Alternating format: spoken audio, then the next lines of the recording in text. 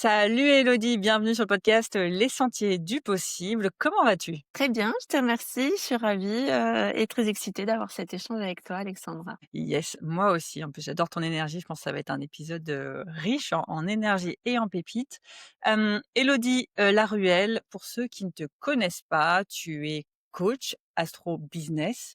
Toi, si tu veux te présenter en quelques phrases, comment tu te présentes justement? Le niveau pro ou perso et pro? Tu croises un inconnu dans la rue, qu'est-ce que tu lui dis? OK. Bah, ça dépend qui j'ai en face. Mais pour, situer rapidement, j'ai 41 ans, je suis maman de 2 enfants et je suis à mon compte depuis 2022. J'étais une ancienne ingénieure, dans le domaine électrique, dans une grosse industrie. Et puis maintenant, je me décrirais, ben, comme tu l'as dit, coach astro business. Donc, mon cœur de métier, c'est d'aider les entrepreneurs à conscientiser en quoi ils ont un génie unique et à bâtir leur entreprise sur mesure par rapport à ça. Pour vraiment bâtir comme j'aime bien dire, une entreprise qui épouse sur mesure l'humaine et dans laquelle on se sent tellement bien qu'on kiffe et qu'on vibre à chaque jour. OK, trop bien. Super, merci pour cette, présentation. Une question que j'aime bien poser en début d'épisode. Là, aujourd'hui, sur une échelle de 1 à 10, à quel point ta vie fait pleinement sens? J'aurais envie de dire 10, mais je pense qu'on peut toujours aller encore plus. Il y a toujours un niveau de profondeur à aller chercher, donc je dirais 9. Mais ouais, aujourd'hui, je me sens vraiment à ma place et je me lève justement avec cette joie tous les matins, ce qui est le indicateur pour moi, la joie. Donc je dirais 9 en gardant un petit degré de profondeur parce que voilà, je suis persuadée qu'on peut toujours raffiner euh, et aller chercher encore plus d'alignement. Ce serait quoi justement le next step là pour toi? Pour aller chercher le 10, tu le sais? Hmm. C'est une bonne question. Bah, je dirais que c'est le degré que je me laisse pour l'évolution parce que s'il y a une chose dont je suis persuadée, c'est que on est un être d'évolution. Quand bien même aujourd'hui, je pourrais dire 10 sur 10, dans 2 ans, j'aurais évolué, j'aurais changé et j'aurais envie que mon entreprise bouge aussi avec moi. Donc je dirais que c'est voilà, les 10 que je laisse pour le futur, pour aller chercher encore plus d'alignement au fur et à mesure que moi-même j'aurais évolué et que j'aurais envie de faire bouger aussi mon entreprise, en parallèle. Super, intéressant Elodie, et du coup, je suppose que tu as pas toujours été, à une note de 9 sur 10, en termes de sens, sinon tu te serais très certainement pas reconvertie. Si on devait repartir du point le plus bas, en termes de sens, tu quand? Tu étais où? Tu étais à quel moment de ta vie? C'était quoi un peu le contexte? C'est intéressant parce que ça me rappelle une vidéo YouTube que j'ai faite où je mentionnais exactement ce moment-là, donc je peux t'en parler avec précision.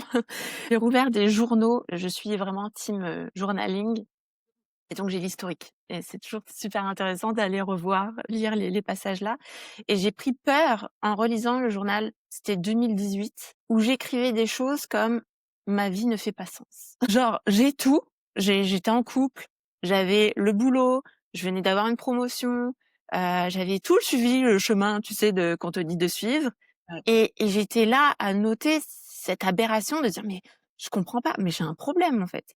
Genre ma fille: «Mais tu jamais heureuse, tu jamais contente, tu tout et tu pas heureuse» et je me disais, j'étais profondément il y avait cette phrase en boucle qui tournait en moi qui me disait: «Mais c'est pas possible, la vie c'est pas que ça. C'est pas juste, métro, boulot, dodo, c'est pas possible». Donc c'était vraiment le moment de creux parce que à la fois je sentais qu'il y avait autre chose qui m'attendait et à la fois, j'avais aucune idée de quoi et donc bouger, mais pour faire quoi? Je savais rien faire d'autre que ce qu'on m'avait appris de faire, être ingénieur et suivre, la route qu'on te propose dans l'entreprise. Voilà, c'était vraiment le moment de perdition ultime où j'ai commencé à m'engouffrer à fond dans cette quête de développement personnel, de comprendre l'humain. Qu'est-ce qui fait que je suis pas heureuse alors que j'ai tout pour être heureuse, quoi? C'est là que tout a commencé vraiment. Trop bien, ça fait tellement écho à mon parcours. Heu, Ça a été quoi du coup la pre parce que tu parles de développement personnel, comment tu es tombée dedans? J'aime bien cette question. Je sais pas, si c'était une recherche Google, comment faire pour être heureuse, tu vois? Qu'est-ce qui a fait que tu es tombée dedans et quel a été peut-être le premier livre ou la première ressource déclic, de dev perso qui a commencé à te faire mettre en chemin? Bon, bah, je pense que comme tous, et toutes, on traîne déjà dans les rayons de Cultura. Un bouquin, rayon développement personnel, voilà, confiance en soi, se connaître, trouver ses ressources. Mais non, le vrai déclic, alors je sais plus comment j'étais tombée sur cette personne, sûrement sur une pub, sur les réseaux sociaux. C'était un coach en développement personnel qui s'appelle Franck Nicolas et son discours me parlait quoi, une énergie de mise en action, de trouver du sens, de refaire le point sur sa vie et je m'étais embarquée pour 1 an de coaching de groupe, très gros groupe, hein, vraiment à l'échelle, tu vois, c'est le Tony Robbins français, pour aller explorer, pour la première fois de ma vie, les croyances limitantes, sur l'argent, sur, nos capacités, tout ça. Donc ça a été vraiment le premier gros déclic, ça c'était, ouais, 2017-2018. Mmh. Je connais pas les tarifs de Franck Nicolas, mais je crois que c'est pas donné non plus. On est en 2017-2018.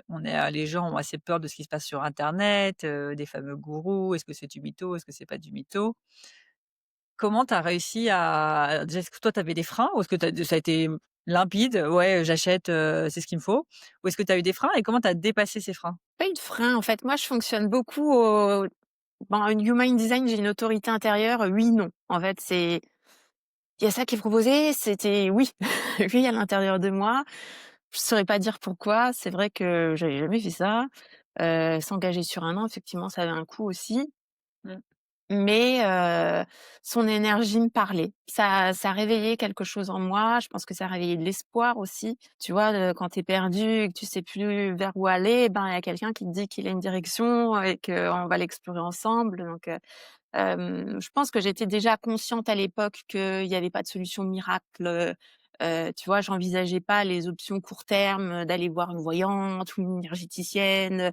Je savais qu'en fait, c'était un travail personnel, que ça allait prendre du temps et donc je crois que j'aimais le fait justement d'être guidée, accompagnée sur la durée pour faire ce chemin-là et je crois que j'étais tellement emballée que j'ai en même temps embarqué mon conjoint qui connaissait rien du tout. Il dit: «Ah, ça a l'air intéressant ton truc» et du coup, on l'a fait à 2. Ah super! Parce que j'allais dire ton entourage était au courant? Comment ils ont pris le truc? Ils se sont dit: «Trop bien ce que ta démarche» ou «Waouh, dans quoi elle est en train de tomber»? Ben, mon conjoint a embarqué avec moi et alors lui, il est vraiment à 10 années lumière, du développement personnel quoi donc c'est encore plus, une découverte pour lui. Mais je pense que ça nous a vraiment rapprochés pour le coup. On faisait, le week-end, regarder les e-learning ensemble. Il y a beaucoup de questionnaires d'introspection. C'était évidemment, super riche de le faire à 2 parce que l'autre est un miroir et donc Ouais. on s'apportait mutuellement. Ma famille par contre, un peu plus, qu'est-ce que dans quoi elle s'embarque? Voilà, tu sais ce truc de: «Mais c'est quoi son problème en fait? Elle est à la bonne place, qu'est-ce qu'elle, nous trouve des problèmes là où il y en a pas?» Ouais. Donc c'était plus un peu ce contexte-là, au niveau familial. Et du coup, à la fin de cette année, tu savais clairement, où aller, comment y aller et tout ça? Comment s'est fait un peu le cheminement pour savoir que, bah, tiens, ma voie, c'est, l'astrologie, c'est le coaching? Ah, ça s'est pas fait à ce moment-là. Là, c'était juste déjà cheminement personnel qui m'a ouvert des portes, tu vois? Et je me rappelle, très bien, d'un coaching, sur l'argent où ce coach disait: «Mais si tu veux faire 10 000 € par mois, demain, c'est possible». Et je me rappelle avoir eu cette résistance intérieure: «Ben non, hein, c'est pas possible, hein. Moi, je suis ingénieure, j'ai déjà évolué, j'en suis loin des 10 000. Si je veux faire 10 000 en tant qu'ingénieure, ce sera peut-être en fin de carrière et en montant des responsabilités que je veux pas prendre. Donc non, c'est pas vrai ce que tu dis». J'étais en résistance comme ça. La vie m'a montré qu'après, ben, en fait, il avait raison. Mmh. Mais tu vois, il y avait à la fois la résistance et puis à la fois le côté intriguant de beh, du coup, est-ce que je suis sûre de ce que je dis? Enfin, qui a raison des 2 quoi? Voilà et puis, je pense que c'est à ce moment-là où j'ai goûté la puissance du coaching, parce que bon, je vais pas raconter l'histoire ici, mais, il y avait quelques opportunités de coaching en interaction directe avec ce coach. C'était rare parce que c'était un grand groupe et ça faisait plusieurs mois qu'en fait, je procrastinais, à changer de travail pour aller rejoindre mon conjoint. On habitait à distance. Et j'avais envie, mais j'avais beaucoup de freins autour de lâcher tout ce que j'avais construit, autour de, ben, si je lâche tout pour, notre histoire, ben, bref, plein de freins et je me rappelle qu'en 5 minutes, j'avais été sélectionnée dans un appel de groupe pour qu'il me coach et en 5 minutes, il m'a retourné la tête et la semaine suivante, j'annonçais à mon chef que je sais pas quand, je sais pas où, mais que je voulais partir et 2 semaines après, je trouvais un boulot.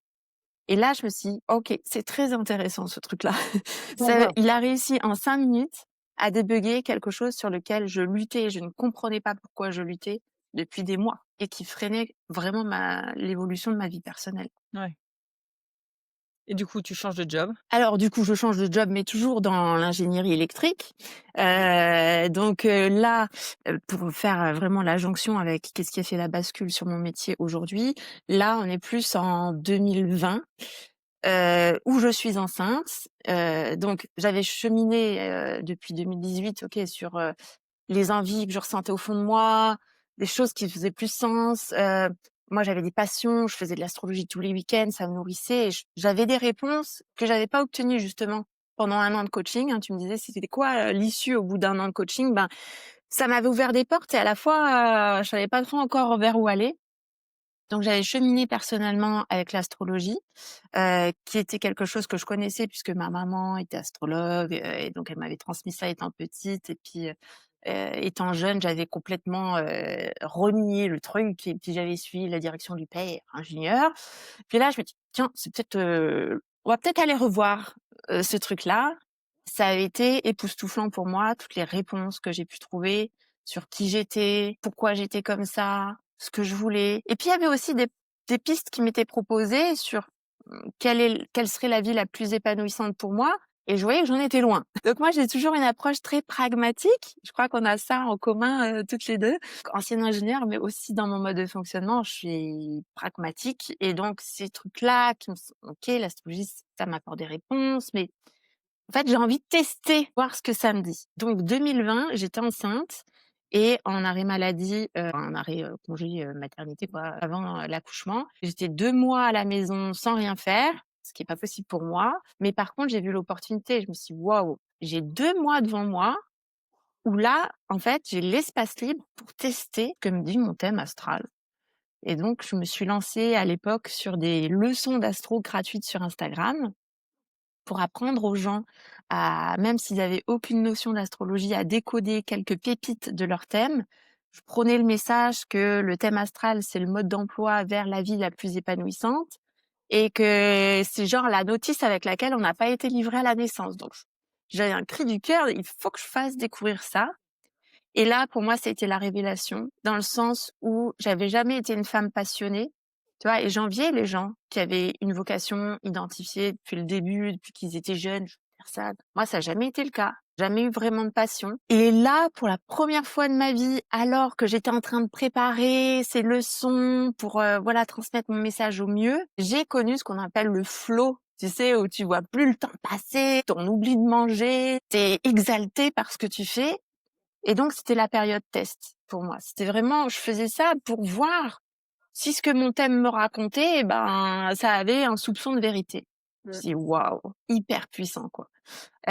Donc non seulement moi j'ai kiffé, les gens ont adoré, ça avait fait exploser mon compte Instagram à l'époque et là je me suis dit: «Waouh, c'est ça que je veux faire». Voilà, j'ai trouvé le truc, c'est ça que je veux faire. Parce que du coup, là, pendant ces 2 mois avant la naissance, tu t'es quand tu dis que tu as trouvé des clients et tout ça, gratuitement, c'était du coup sur Instagram? Mmh. Des inconnus, tu postais et qui, C'est ça, je publiais en fait, c'était pendant 20 jours, 10 minutes par jour. Je faisais une leçon gratuite d'astro. J'avais vraiment construit un parcours pédagogique, j'incitais les gens à partager. Donc ils partageaient et puis 2020, bah, c'était beaucoup plus facile, hein, voilà, j'avais fait plus 1 000 abonnés en 1 mois. C'est un compte que j'ai perdu aujourd'hui, hein, il avait été piraté. Mais ouais, c'était la magie des quand il y avait moins de monde en 2020 là-dessus. Puis, ben, il y a eu tellement d'engouement que je me suis dit: «Ben, en fait, je crée des formations en ligne» et donc j'avais créé la suite. Nous, on me demandait: «C'est quoi la suite? C'est quoi la suite? Après les leçons, il y a quoi?» Et donc juste avant d'accoucher, j'avais vraiment travaillé sur une formation en ligne en pure autonomie, hein, pour apprendre, encore plus l'astrologie. Et c'est là où on en revient au coach qui disait: «C'est pas possible de gagner 10 000 €.» Moi je dis: «Tu ra» moi je dis enfin non, il disait que c'était possible et moi je disais: «Mais non, tu racontes, des bêtises, c'est pas possible». J'étais en train d'accoucher, les ventes se faisaient, pendant que j'étais en train d'accoucher à la maternité et là, je me suis dit: «Waouh, il avait raison, c'est possible en fait». La Mmh. seule barrière, c'était moi, c'était que je croyais pas que c'était possible et donc ça a été, le début, de j'ai fait ça vraiment en parallèle de mon job, salarié. Ouais. Mon objectif à ce moment-là, c'était de me dire: «Ben, tiens, je me mets à 80 dans mon job salarié, comme ça j'ai une journée avec ma fille». J'étais devenue maman, ça m'allège la semaine avec, tous les transports et sur cette journée en plus, je profite de ma fille et je fais mes projets qui me passionnent. Voilà. OK, donc tu as réussi quand même à avoir les 3 de front, la gestion d'une petite fille parce qu'on sait que bébé c'est chaud, le job, et le side project. Ouais.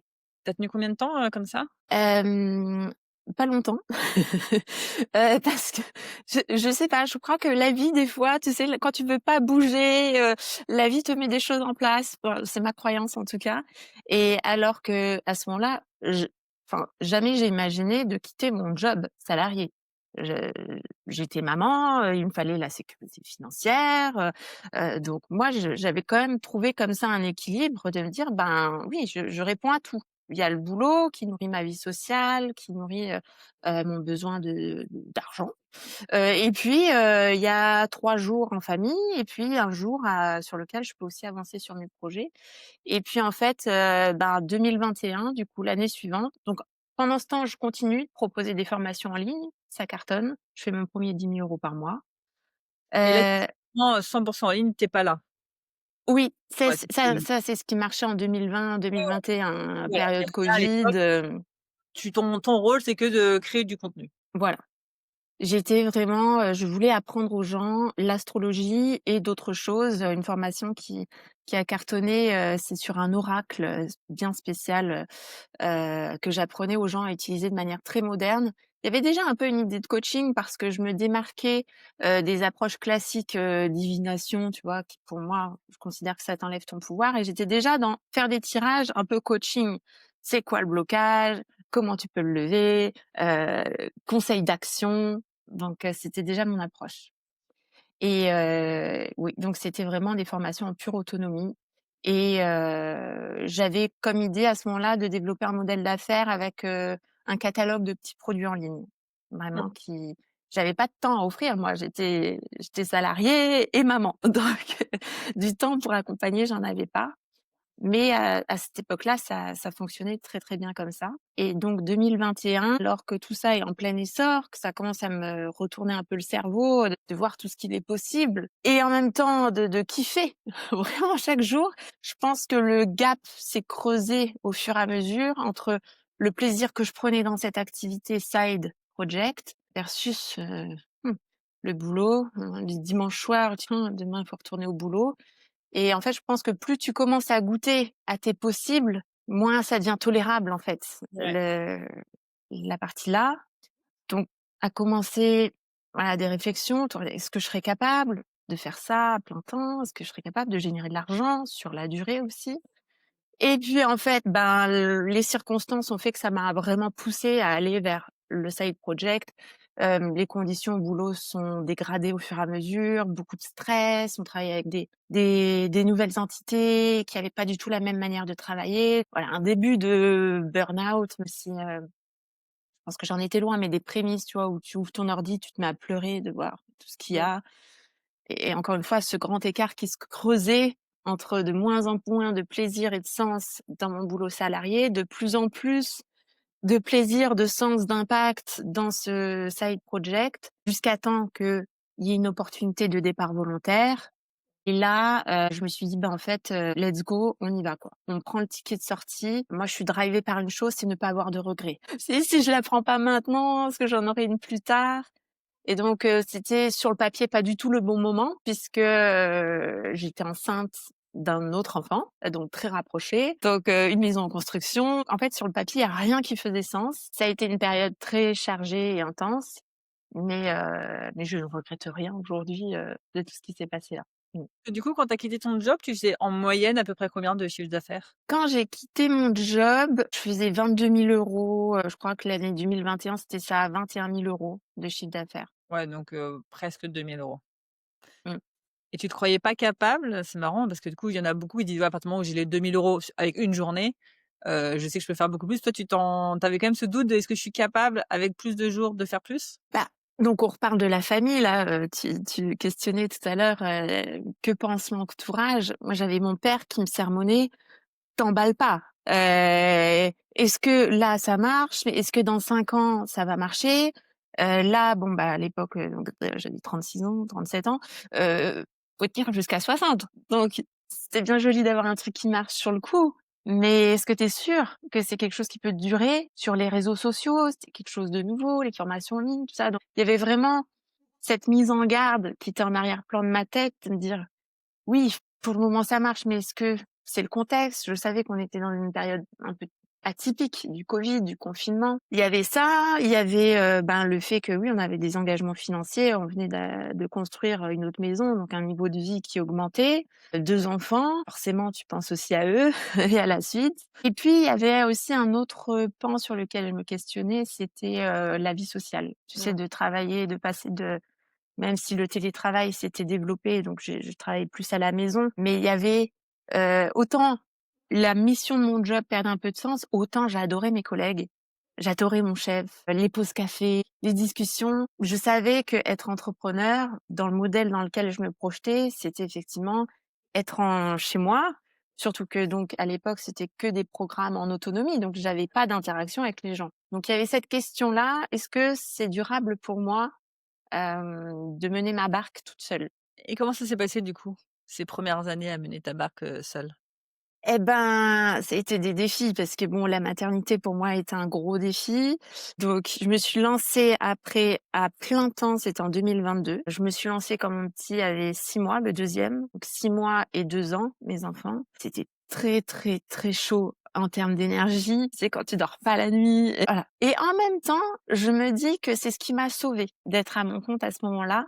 Je pense que dans cette, tempête qui a été la maternité pour moi, si j'avais dû en plus reprendre un boulot qui ne faisait plus sens ou qui me vidait, je pense que j'aurais vraiment vrillé. Et là, ce qui a été voilà, je m'accrochais au fait que, bah, la journée, j'avais la chance, la joie de faire ce que j'aimais, et de voilà, de retrouver finalement ce qui compte énormément pour moi, faire ce que j'aime, impacter les gens, et en même temps, j'avais ce modèle d'affaires aussi où j'avais pas d'interaction vraiment cliente. Donc mes semaines finalement me rechargeaient de ma vie familiale, voilà, si on peut le dire comme ça. Mais, alors ça fait vraiment écho avec, ce que j'ai vécu. Bah, comme toi, j'ai 2 enfants rapprochés. Je me suis lancée quand moi la première avait 3 mois et après il y a eu le deuxième. Une réflexion que je me fais et du coup je me dis: «Bah, tiens, c'est marrant, est-ce que tu te fais cette même réflexion ou pas?» C'est: «Est-ce que la maternité n'a pas été compliquée parce que justement je kiffais mon job et du coup ça fait un delta trop grand?» Alors par moments je me dis: «Mais en fait si j'étais restée dans mon ancien job que je kiffais pas, bah, j'aurais peut-être kiffé ma maternité parce que le référentiel aurait été totalement, inversé». Je sais pas si c'est des genres de réflexions que tu te fais ou pas, mais je me fais souvent cette réflexion de: «Mais en fait, le problème de trop kiffer son job, c'est que du coup il est là-haut et du coup, bah, la moindre difficulté d'être mère», parce que quand on se dit c'est qu'une certaine difficulté, tu dis: «Waouh, bah, c'est quoi ce truc?» alors que j'ai dans mon job, c'est l'éclate. Je sais pas si ça te parle ou pas du tout? Ouais, ouais, j'entends et en même temps, oui, je pense que pour ma première grosse enfin ma première, ma fille, celle que j'ai eue en 2020, ça a été ça. C'est-à-dire que je l'ai très mal vécu parce que dans le contexte, je venais de lancer ma première formation en ligne quelques jours avant d'accoucher. C'était genre la révolution pour moi de pouvoir, gagner de l'argent par moi-même, faire ce que j'aime, découvrir une passion, découvrir que les gens apprécient ce que je faisais. Donc j'étais vraiment dans cette nouveauté et je me rappelle très bien que ma fille ne dormait pas dans son lit évidemment, heu, elle ne s'endormait que dans les bras et je pouvais pas moi rester à rien faire comme ça, donc j'attendais qu'une chose, c'est: «Vas-y endors-toi». Puis après tu sais quand tu as la bombe que tu essaies de déposer parce que toi tu as qu'une envie, c'est d'aller travailler sur ton projet et d'aller répondre aux messages des clientes et d'aller voir ta ta ta. Donc oui, à ce moment-là, je pense que si j'avais été juste salariée, bah, j'aurais fait comme mon conjoint.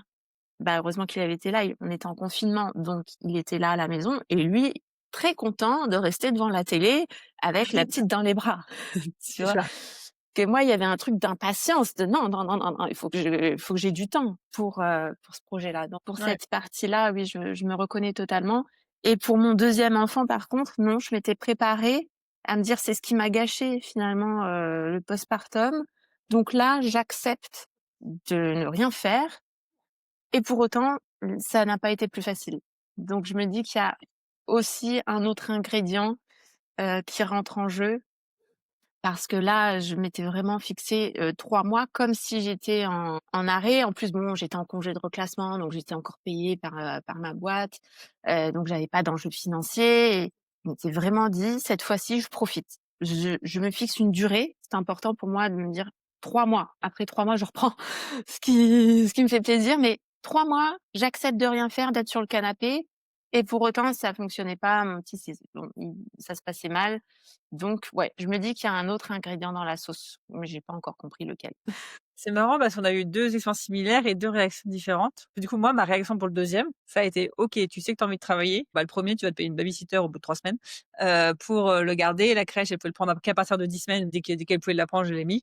Du coup, réaction totalement inverse. Moi, ce qui a été: «OK, tu vas pour pas avoir la frustration, tu vas du coup, le faire garder le plus tôt possible». C'est marrant de voir Et tu comment l'as mieux vécu du coup? j'ai l'impression de l'avoir mieux vécu. Enfin, j'ai l'impression, j'ai totalement mieux vécu. Mais après, il était alors après, tu en sais rien, tu vois? Il était modèle plus simple. C'était c'était pas le modèle qu'il fallait porter dans les bras H24 et qui s'endormait pas.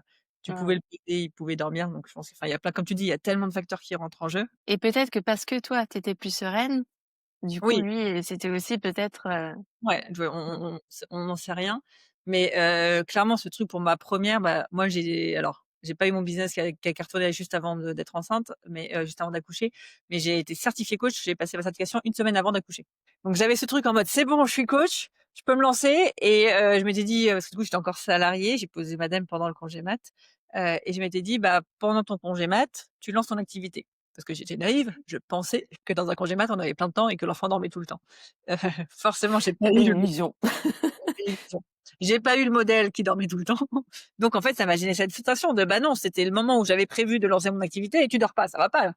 Et je pense que c'est ce qui fait que ma fille, forcément, elle a dû ressentir les trucs et cetera, bref, et que ça s'est pas si bien passé. C'est qu'il y avait, comme tu dis, cette frustration de, quand est-ce que tu t'endors? Je veux, aller dans ce moment de flow que je viens de découvrir de: «Waouh, c'est incroyable, il y a un truc que je kiffe faire». C'est comme toi, c'était des trucs, j'avais aucune passion et là, d'un coup, je découvrais une passion et tu sais, Ouais. tu es en mode: «Mais s'il te plaît, laisse-moi faire ma passion là». Ça fait Tellement. 30 ans que j'attends ça, 30 ans que je me dis que j'ai pas de passion.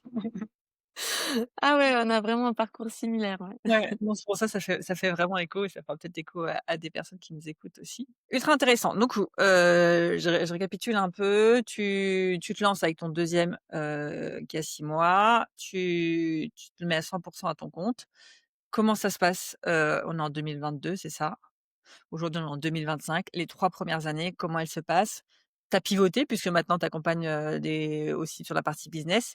Est-ce que tu peux nous dire un peu plus sur justement cette vie d'entrepreneur dans les débuts? Ah, il y a tellement de choses à dire et j'ai l'impression que l'entrepreneuriat, tu sais, c'est un condensé de vie. Ce qui peut se passer dans une vie normale en 3 ans, bon, j'évolue dans mon boulot, voilà, je fais un enfant. Là, 3 ans, il se passe tellement de montagnes russes dans tous les sens qu'il y aurait beaucoup à dire. Ce que je peux dire, c'est que 2022, donc je m'étais formée au coaching pendant ma deuxième grossesse parce que déjà, j'avais vu que l'astrologie, c'était génial pour se connaître, mais qu'en fait, ça suffisait pas à changer sa vie. Tu sais, tu beau savoir c'est quoi la direction que tu veux prendre, c'est quoi ce qui serait bon pour toi, bah, il y a ce fameux passage de transition entre là où je suis et là où je veux aller et pour faire ça, bah, je voyais bien que les gens, ils avaient plein de blocages, plein de freins et moi, je voulais pas juste leur satisfaire une curiosité intellectuelle sur, qui je suis. Je voyais plein de gens qui disaient: «Ah oui, j'avais fait mon thème astral il y a 20 ans, bah, il doit être dans un tiroir». Non, non, moi, je voulais qu'ils changent leur vie avec ça et donc je m'étais formée au coaching. 2022, c'est vraiment un premier pivot où je deviens astro coach. OK. D'ailleurs, j'ai publié un livre qui s'appelle Coaching astral. Et donc ça devenait vraiment mon empreinte. C'était l'astrologie pour se connaître, le coaching pour mettre en action et à ce moment-là, j'avais voulu commencer à prendre vraiment des séances individuelles. Mauvaise idée, mauvaise idée. En tout cas, ça n'a pas du tout convenu. 2022, une période très difficile pour moi. Pourquoi une Hem Pardon? pourquoi mauvaise idée? Pour ton énergie, tu aimais pas ça? C'est quoi le Ben, par rapport à mon contexte de vie, déjà, donc de maman épuisée qui dort toujours pas, et ça fait 2 ans qu'elle dort pas. Avec un besoin fort de liberté. Et ça, c'est ce que j'ai pu conscientiser après, c'est que donc si je parle dans mon langage astro, j'ai ma lune en Verseau. La lune, c'est vraiment nos besoins émotionnels, de quoi on a besoin pour se sentir bien et le Verseau, c'est un signe très indépendant. Donc revenir dans, des contraintes à l'agenda, avec, 0 liberté, je sentais un sentiment, d'oppression, tu vois? Et je dis: «Non, non, non». Là, pour la première fois est née la graine de j'ai pas embarqué pour ça dans l'entrepreneuriat, justement. J'ai embarqué pour le kiff, pour le fun, pour la liberté et là, je voyais que j'étais en train de m'éteindre et donc j'ai toujours été très attentive à ces signaux-là, la joie, les contractions et je récoltais ces indices. Bah, alors, j'ai fait du coaching, c'est pour accompagner les gens et d'un coup, j'accompagne les gens et je me sens pas bien. Donc il y a eu beaucoup de remises en question là-dessus et j'ai rapidement arrêté les séances individuelles, parce que j'ai vu que ça me convenait pas.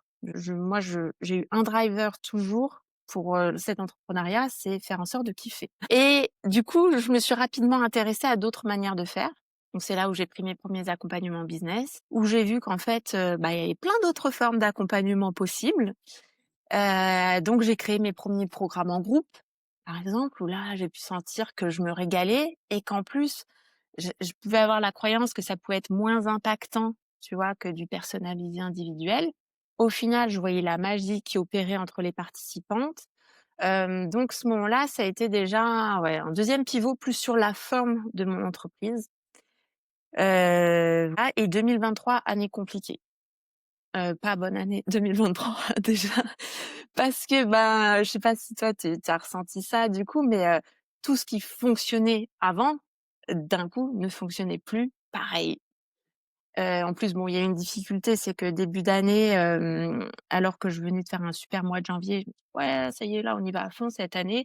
Je me suis fait pirater mon compte Instagram, donc forcément un impact aussi sur la clientèle. Mais là, ça a été, dur.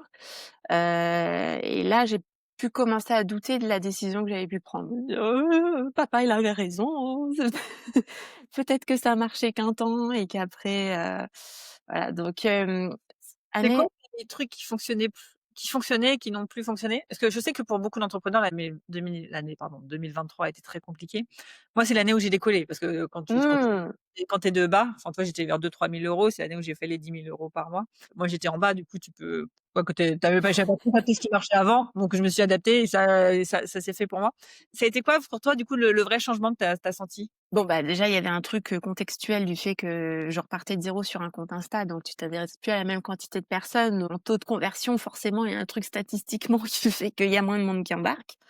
Mais je sentais que l'énergie était différente. C'est vrai que 2020, je mettais un lien en story, les gens, ils embarquaient, quoi. Et j'ai jamais eu à faire de marketing, j'ai jamais eu à réfléchir à des stratégies, je connaissais rien de toute manière en 2020.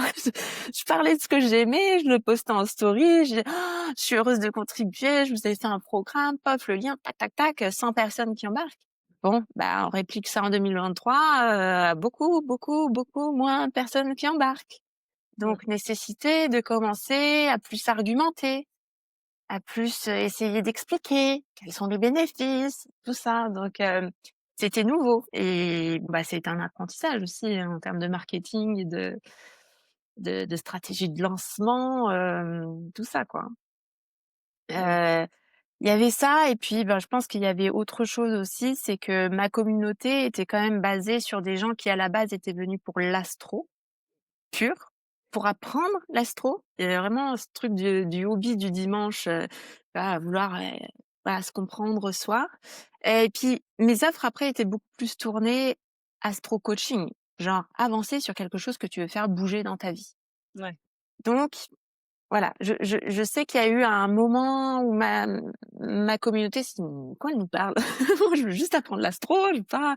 Voilà, je pense qu'il y a eu cette friction-là aussi à un moment qui a rendu les choses moins fluides, je il y a eu cette pro ce première ques ce premier questionnement entre, tu sais, cette question qui arrive toujours à un moment donné sur le chemin entrepreneurial: «Est-ce que je fais ce que moi je sais que je veux apporter versus non, je continue de faire ce qui marche, ce que les Ouais. gens veulent». Je sais pas si ça te parle ça, mais Ouais, ouais, ça me parle totalement. Cette question, on est tous face à cette question à un moment ou donné ou à un autre. voilà. Donc je savais que je pouvais ressortir des programmes d'astro, que ça allait se vendre et en même temps, non, c'était pas dans mon alignement donc voilà, il y avait c pour la première fois, là, cette croisée des chemins. Oh! OK. Vers quoi on s'engage, quoi? Vers quoi on va? Et du coup, comment tu as fait pour justement, persévérer et rebondir, de cette année? Bah, j'ai continué. J'ai continué à matraquer mon message. Je me suis pas mal cherchée dans les offres. Heu, J'avais encore des programmes en autonomie, je faisais des programmes en groupe, en cohorte. J'avais commencé à faire, des programmes d'audio quotidien sur Telegram. Mais c'était intéressant parce que du coup, je voyais dans chaque format ce qui me convenait, ce qui convenait pas, ce que les gens aimaient, ce que les gens aimaient pas. Et puis, fin 2023, on va dire que c'est reparti, sur une bonne direction. 2024, première partie d'année, ça allait et mi-2024, de nouveau, crise de sens. D'un coup, je suis plus la même envie, plus la même satisfaction d'accompagner mes clientes. Je prenais plus trop de plaisir, donc encore une fois, cet indicateur numéro 1 du plaisir, d'observer le plaisir, où est-ce qu'il est et pourquoi il est plus là alors qu'avant il était là. Et donc, je me suis vraiment posée face à moi-même. J'ai pris, vraiment un temps de contemplation, tu sais, hors de la productivité et du faire, faire, faire. Et je me suis vraiment questionnée, qu'est-ce qui fait que le plaisir n'est plus là? Qu'est-ce qui serait important pour moi, pour ressentir du plaisir à chaque jour? Encore une fois, moi, c'est ce qui drive vraiment. Je suis convaincue qu'on peut bâtir un business sur mesure à qui nous sommes pour ressentir du plaisir à chaque jour. Donc, il fallait absolument que je trouve c'était quoi l'ingrédient qui manquait. Et à ce moment-là, j'ai fait un exercice que je trouve intéressant et je donne souvent à mes clientes, c'est de poser vraiment sur une grande feuille ou un tableau, heu, tout ce qu'on aime, mais vraiment tout. Dans le pro, dans le perso, où est-ce qu'on dépense notre temps, notre argent, les conversations qu'on aime, tu vois? Toutes ces choses-là pour vraiment identifier nos valeurs. Et à ce moment-là, j'avais identifié, ben, oui, j'aime l'astrologie évidemment, j'aime la psychologie humaine, j'aime tout ce qui est intuition. J'avais aussi beaucoup de programmes sur l'intuition, des programmes sur l'énergétique, tout ça me passionnait. J'étais un peu monomaniaque, hein, quand même, business, hein. Il y avait pas trop de choses personnelles là-dedans. Mais par contre, ce qui était apparu pour moi, c'est qu'un grand domaine qui me passionnait, dans lequel je dépensais du temps, de l'argent et qui m'apportait du plaisir, c'était tout ce qui était business. Et là, je dis: mais ça, c'est pas dans mes offres aujourd'hui». Et donc c'est là où je me suis questionnée: «Est-ce que je voudrais pas finalement faire un pivot, cette fois-ci sur, la typologie de gens que j'accompagne et aller, astro-coacher?» si on peut dire comme ça, plutôt des profils, qui sont dans la vie entrepreneuriale, quoi. Et s'en est suivi le pivot qui est aujourd'hui, ce que je fais, mon cœur de mission. Donc ça s'est fait mi-2024. OK. Et il a été facile ce pivot? Alors à ce moment-là, je me suis fait accompagner parce que toute seule, voilà, on a beau, être forte pour accompagner les autres, pour soi, c'est quand même toujours un peu plus compliqué.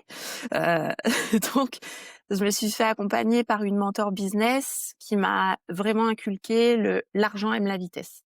Arrêtez de réfléchir et de tergiverser, 15 000 ans, quoi. Si tu ressens l'appel, vas-y, tu fonces, tu le fais.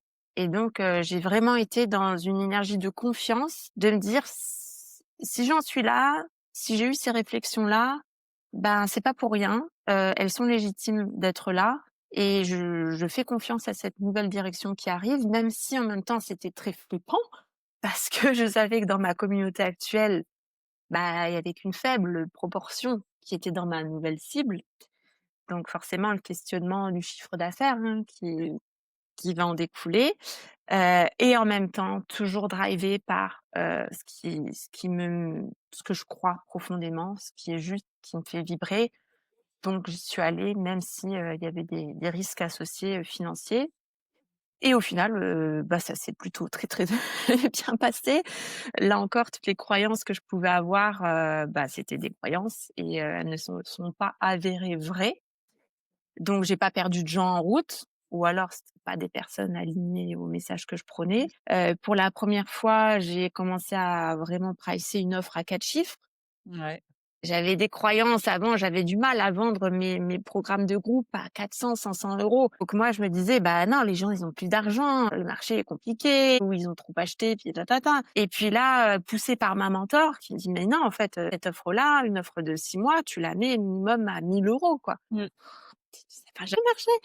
Et en fait, j'ai compris une chose, c'est que le prix n'est jamais le problème. Et donc, là encore, ça m'a, ouvert de nouvelles perspectives sur ce que je pensais possible ou impossible. Et j'ai fait mon lancement en septembre 2024, à 5 chiffres, heu, avec cette nouvelle offre qui était, vraiment pour moi alignée tant sur le fond, c'est-à-dire ce que je voulais apporter à ces entrepreneurs, que sur la forme, le modèle d'affaires, le modèle d'offre qui n'était plus dans les séances one shot, qui Ouais. n'était pas non plus dans la pure autonomie parce que je voulais ce contact. Donc j'ai conçu quelque chose vraiment d'hybride pour, heu, pour à la fois pouvoir exprimer ma zone de génie, ma zone de magie avec mes clientes, mais en même temps, satisfaire les besoins de mon humaine, de liberté, de flexibilité. Bien. Et du coup, tu as réussi à retrouver ton chiffre d'affaires d'avant, Pivot?